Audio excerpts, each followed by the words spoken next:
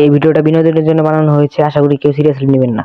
কোনো এক গভীর রাতে আমি গেম খেলার লেগে টুক করে গেমে ঢুকছিলাম, তখন আমাকে ইনভাইট দেয় আমার বান্ধবী ললিতা সুরে ভাই আপন খান এসে যা বললো, তারপর আমি অপু ভাই, কি অবস্থা, কেমন আছেন?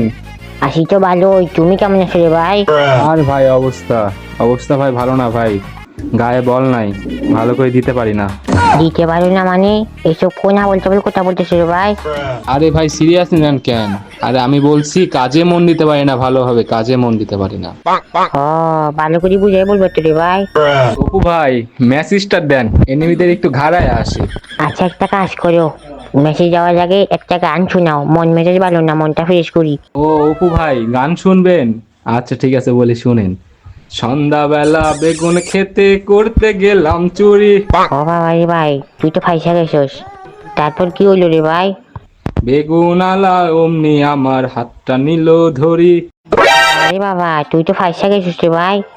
তারপর কি হইলো রে ভাই?